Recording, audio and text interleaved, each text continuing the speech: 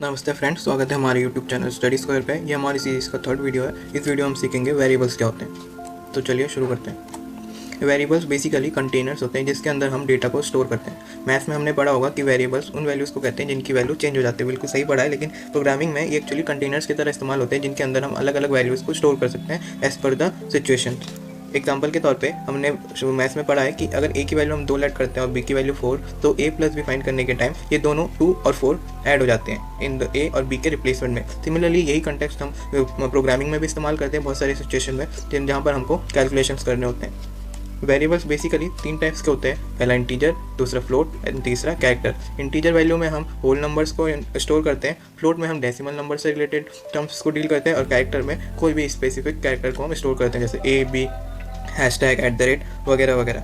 जैसे कि आप एग्जांपल के तौर पे इन कंटेनर्स में देख सकते हो कि हमने एक कंटेनर बनाया जिसकी वैल्यू दी है 5, तो ये बेसिकली एक इंटीजर टाइप वेरिएबल है। सिमिलरली यहाँ पे हमने इस कंटेनर को 3.14 वैल्यू दी है, तो वैल्यू टाइप हम देख के बता सकते हैं ये वेरिएबल का, इस कंटेनर का टाइप क्या हो सकता है। हर एक वेरिएबल को लिखने का एक स्पेसिफिक सिंटैक्स होता है।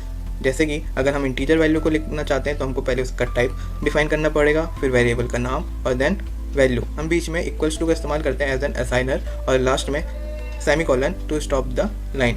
जैसे कि एग्जांपल के तौर पर जब हमने इंटीजर वैल्यू को इंक्लूड किया तो हमने लिखा int a = 5, मतलब a नाम का एक कंटेनर बना मेमोरी में और वहाँ पे उसकी वैल्यू गई 5।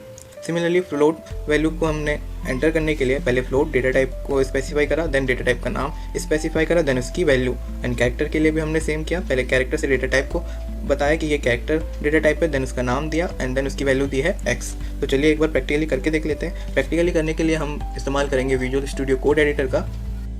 ये हमारा विजुअल कोड एडिटर है। पहले हम यहाँ पे क्रिएट न्यू फाइल पे जाते हैं, एक फाइल क्रिएट करते हैं, यहाँ पे इसका नाम दे देते हैं integer.c।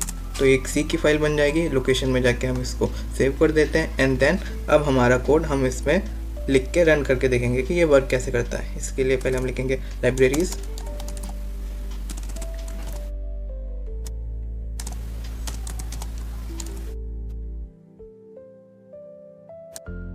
देन हमारा मेन फंक्शन,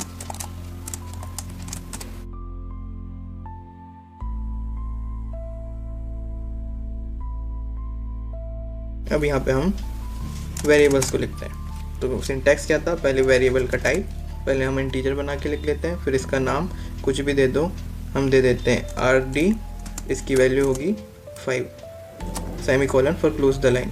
देन जब हम इसको प्रिंट करके देख सकते हैं, इसके लिए हम printf एंड देन अगर बाकी लैंग्वेज की तरह हम यहाँ पे rd लिखेंगे। एक चीज़ ध्यान से आपको समझने की ज़रूरत है कि अगर हम इसमें डबल कोटेड के अंदर लिखते हैं तो क्या होता है, rd जैसे का तैसा प्रिंट होके आ जाता है।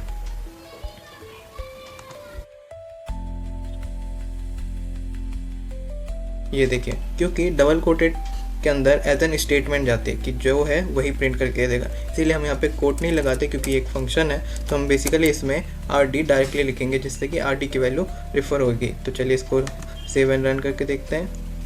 ये क्या एरर आ गया, ये एरर इसलिए हुआ है क्योंकि बाकी प्रोग्रामिंग लैंग्वेजेस की तरह सी काम नहीं करता। इसके लिए एक एलिमेंट की ज़रूरत होती है जिसको हम फॉर्मेट स्पेसिफायर कहते हैं।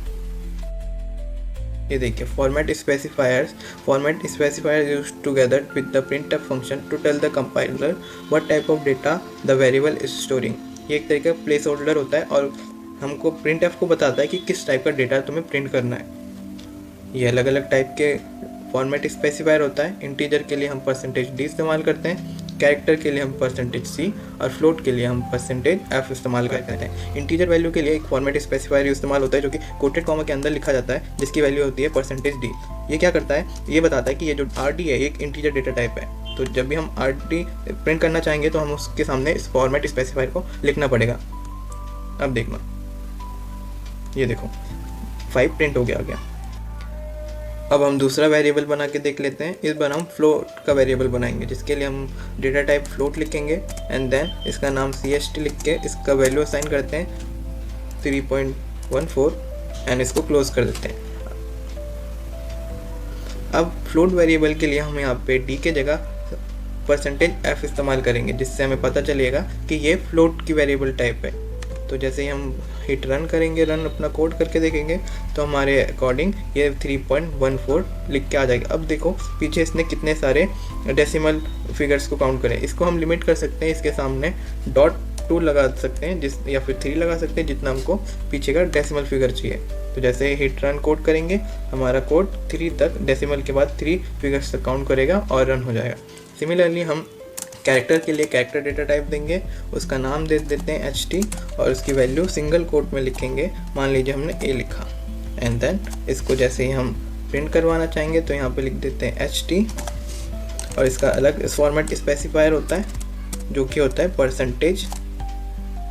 %C। अब देखते हैं इसका आउटकम क्या आता है। बिल्कुल A आ गया, लेकिन यहाँ पे एक और बात है कि अगर हम A का इंटीजर फिगर देखना चाहते हैं तो भी हम देख सकते हैं। उसके लिए हम सिमिलरली डेटा टाइप इंटीजर का फॉर्मेट स्पेसिफाई करेंगे एंड हिट रन कोड करेंगे तो आप देख सकते हैं A की वैल्यू 97 दिखाएगा क्योंकि A का इंटीजर वैल्यू 97 है। सिमिलरली B का क्या होगा, B का वैल्यू होगा 98। वैसे ही अलग अलग कैरेक्टर्स के सबके इंटीजर वैल्यूज होते हैं। ये जब आप स्किल हो जाओगे आपको पता चल जाएगा। तो चलिए आज के लिए इतना ही, मिलते हैं अगली क्लास में।